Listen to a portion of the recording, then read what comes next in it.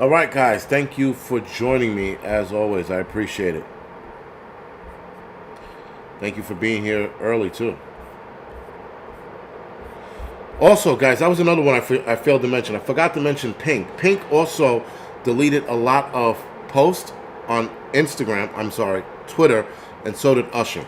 So there's a lot of deleting going on. Again, when I get the list, I do the video. I'll do another live stream on that, but on here, talking about the mess that Diddy's thing is creating. Again, which is a good thing. A lot of people like, oh, why should we talk about it? Because his arrest is going to lead into some shit that this country can't handle. Dobie, thank you for the 5x5. Flown Brian, thank you for the 5x5. Sean, Joe, Robert, thank you for the 5x5. Erica, Dan, Prep to Adapt, Tia, Tony, Evolving Media, Deanna, Crow, thank you for the 5x5. Buy the Book, Cowboy, NJ Prepper, Mr. Landfill, Joseph, thank you for the 5x5. Patty S, Calamity Girl, Ann, thank you for the 5x5. Watertighter, Eric, Alcohol Prepper, Bush Pig, Craig, Nancy, Dan, Chair, thank you for the 5x5. Maria, Glock, thank you for the 5x5. Randy, Raccoon Eyes, Mateo, Savage, Carrie, Lisa, Windflower, Elaine, and thank you for the 5x5. So, guys, we're going to jump right into it. I think this is going to be really short. But we're going to talk about, unfortunately, Kamala Harris and her bullshit. Now, clearly, guys, this lady, idiot, moron, as the day is long, she doesn't have anything going for her. She has made two obnoxious comments. Loretta, WTC, Grit and Grace, thank you to 5x5, Cooper, Chris, Steven, Erica, Adam, thank you to 5x5, and Carlos, thank you to 5x5. So, again, guys, she doesn't have anything going for herself. She is, we're going to talk about dicks again. One shot, one kill. Probably not, unless you want to. But if you want to, you'll be talking about it by yourself. All I was talking about is I don't want my dick falling. That's all I said. I made a simple comment. You turned that into something gay. Thank you. Holy shit.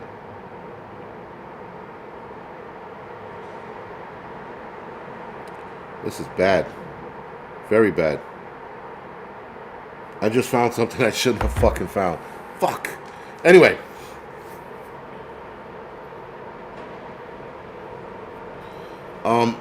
Listen, guys. She's going to definitely take it. I mean, listen. This lady... Okay, so I just watched the video on Judge Joe Brown. And the video's on Instagram. I think I saved it. I'm going to try to get a clip of it. Probably from X so that I can show you guys it. But man, this guy threw Kamala Harris under the bus. I just watched it before I got on here. And the amount of shit that he was talking about her, through her.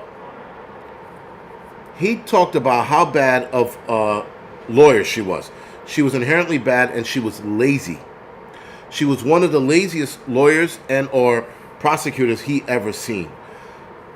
She was demanded one time for a case where the guy was on a death row. And she was withholding evidence that would have exonerated the man. But she sat on it. The judge knew she had it. And the judge had to order her to release this information. All right. So he goes on to talk about how she was just a piece of shit. And he opens the conversation up with Kamala Harris is a piece of shit. Right out of the gates. He starts knocking at her about all of the things that she could have done when she was in office now as vice president. All of the things that she could have listed. All the things she should have done. The things I said and we have all said in our past videos. Things that she should have done and she could do now to ease her road into presidency. But she's not doing it. And then he brought up her word salad. That is awesome. Every time people call her the word salad queen, man, that is the best thing I've ever heard. And the craziness is like, people sit there and they go, oh, well, she just means no, man. No. She sat there and she's like, today is tomorrow, but tomorrow is today, and today will never come, but tomorrow will be. What the fuck does that mean? Was she giving code to the WEF or High Society group or something? That was the worst. Now, it's funny. Judge Joe Brown said that she has dementia. I'm going to tell you this now. Not only does she have dementia, but it's something called wet brain. Wet brain is more of a street term. I don't know if it's a medical term, but it's a street term of somebody who drinks too much. And you can have dementia-induced or Alzheimer-induced alcoholism. So because you drink too much, it turns your brain to mush, wet brain, and you have this dementia. She has all of the signs of a raging alcoholic. Her hand movements, her gestures, her facial movements, how she walks and stumbles sometimes if she's not topped off. If she's not topped off, she has this walk sometimes. You can identify it when you see it in certain videos. She has a giddiness to her from somebody who drinks a lot. It impairs your, there's a part of the brain it impairs, and it affects some people with giddiness. She has all of the signs of being a raging alcoholic. Every last one of it. So, Kent L is back. Where the hell have you been, Kent? You've disappeared way too long. Kent is one of my original trolls who used to break my balls. But anyway, he's on tonight, so everybody say hello to Kent the Troll. But anyway, Kamala Harris, this guy, when he threw her under the bus, I mean, he threw her under a bus with fucking spiked tires. I've never seen anything like it. I mean, he just ripped into her and put out her entire history. The whole thing with Willie Brown, the mayor, just everything about her.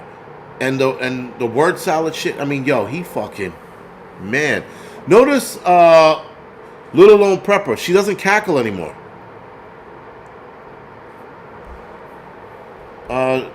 Katharina? Is that how you said it? Catering. I can't pronounce your name, I'm sorry. But yes, she's definitely an alcoholic, without a doubt. Everybody in that world has a vice. If you don't have a sexual vice, you have a drug or alcohol vice, and she's definitely an alcoholic. And to boot, Judge Joe Brown didn't say it, but he said that she had early dementia. And her early dementia would be brought on by her alcoholism. And I've seen that same thing before.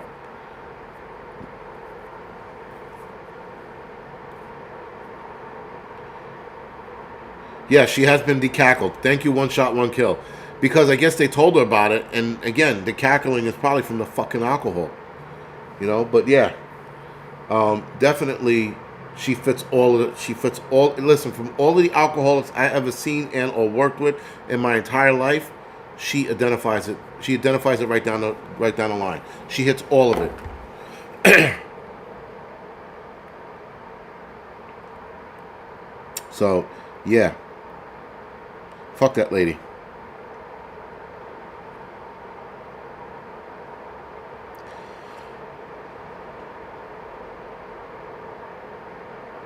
Excuse me.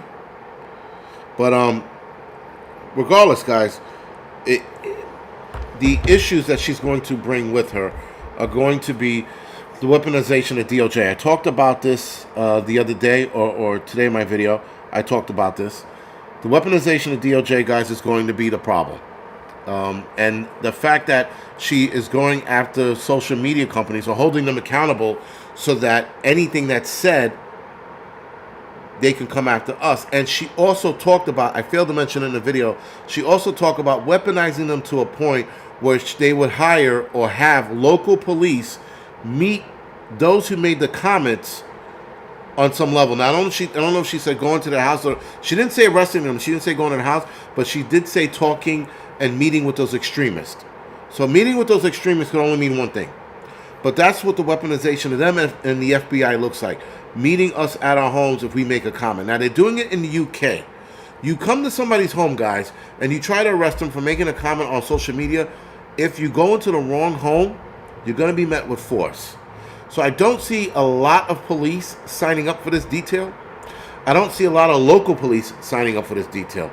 I don't see anybody coming to my home and going, listen, Angry, we have some words for you. We're going to get into the fist fight of your fucking life. If you come and try to put cuffs on me because I said something somebody didn't like, we're going to have a tussle. Whether I win or I lose is irrelevant. They're going to remember me, regardless. I'm not sitting here saying I'm a tough guy and I have hands of steel. Nope. All right, I have hands of steel, but I'm not the best fighter in the world. But they're going to feel it the next morning or whenever they wake up out of their coma. And like I said, I'm not a Billy Badass, but I can handle mine. And they come to my house for fucking comments, it's on. We're all going to the hospital together, every last one of us. The 2 agents and myself. Hospital we go. But nonetheless, guys, it's coming. If she's talking about this nonsense of getting the DOJ more power so that they can handle social media posts and have local law enforcement confront the extremist. And she says if they make profit off of hate, she's going to hold them accountable. They're already getting rid of people for making non-threatening comments. Now you're going to sit there and tell us that if they don't hold them accountable, like if they don't hold us accountable, you're going to hold them accountable? To what degree? You're going to hold social media accounts accountable? I don't see it happening. I really don't. The mandatory gun buyback program that she has backed and she would implement if she got into office,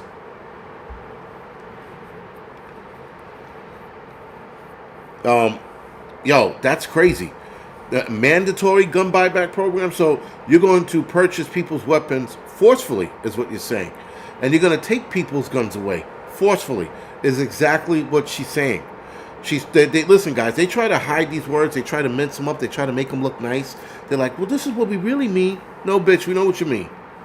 We know exactly what you mean. You're going to try to take freedoms away. Now, the freedom of speech thing with the weaponization of the DOJ is one. Then the mandatory gun buyback is another one.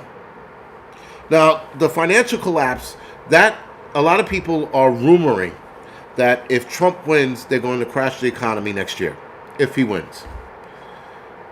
I don't know if that's going to happen. The world, guys, people do not understand. The world cannot afford to crash anyone's system without there being a fail-safe as a backup. Or reverse that. Without there being a backup. Excuse me. Because if any country goes into total collapse, we all feel it together. We are all so intertwined with this economy that if we tank, Russia and China tanks. If China tanks, Russia and the United States tanks. We are too connected. We are almost a symbiotic relationship with the economy. People don't understand that very simple fact, that none of these economies are actually running on its own. One fails, we all fail. It's a domino effect. Now, are there ways to shore up that domino effect? Yes. It's very hard to do. It is why China and Russia are having such a hard time doing it now. We are seeing it in action. So, with that, they can't afford anyone to fail. They just can't. And it's not conducive to the world to have the United States fail and to throw us in a tizzy. Now, if the whole world fails collectively, that's an entirely different ballgame. But they cannot afford it. An economy crash with this many people on this planet will be nothing short of a nightmare. I said it before, I will say it again, and I will say it till I'm dead. If we experience a depression, it will be a 2.0, and it will be on a magnitude that no man or woman would be able to survive. It would be that bad. You're talking about, guys, you're talking about horrific things, nothing short of a nightmare being seen. You're talking about people being backed into a corner in desperate measures and doing desperate shit. You're talking about the rich having to actually and actively hide in bunkers because people will come after them. CEOs' lives would be threatened around the world. They would have to move to an island. Things would be bad.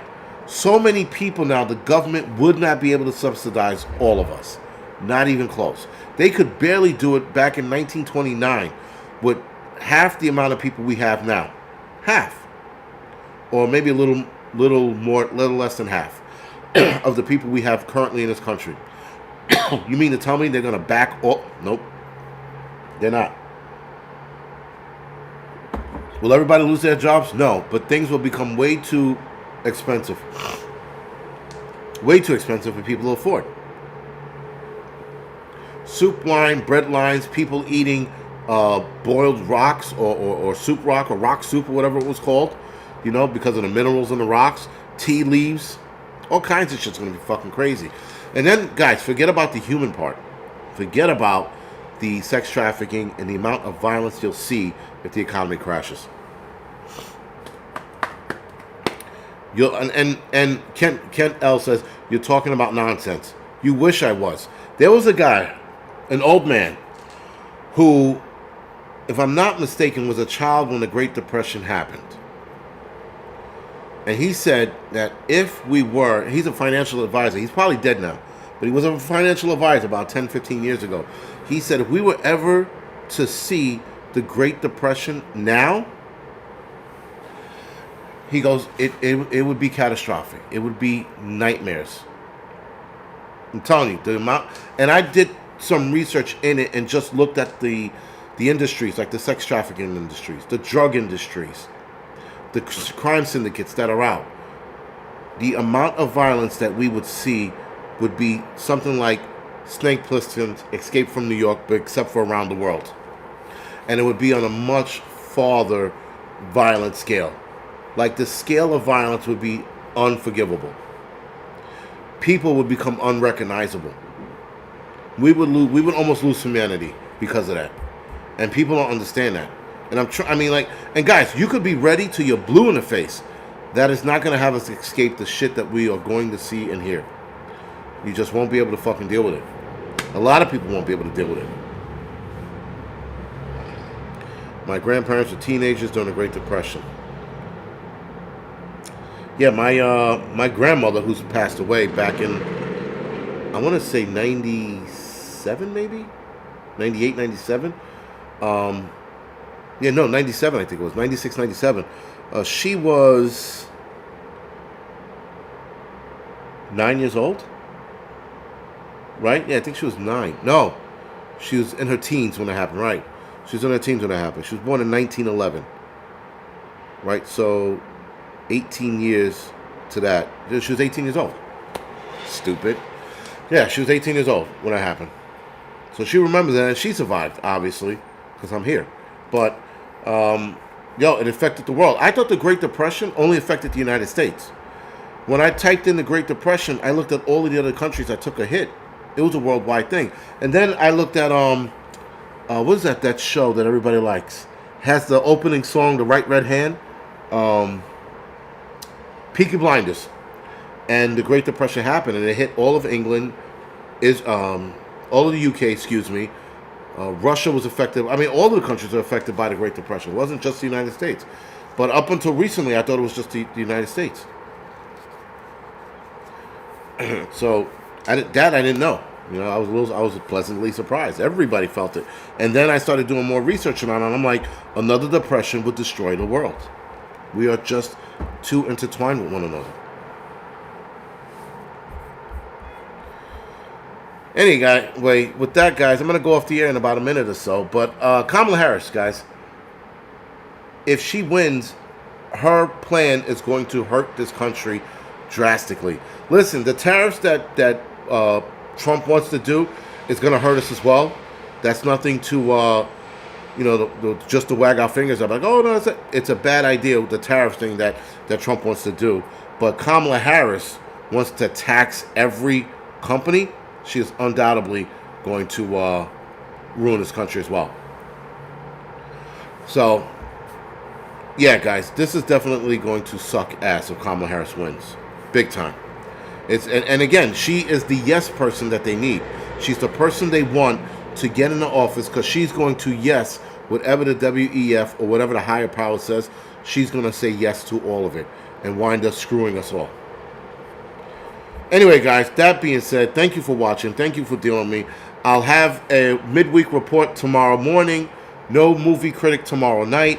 And Friday night for the doubleheader. All right, guys, other than that, thank you.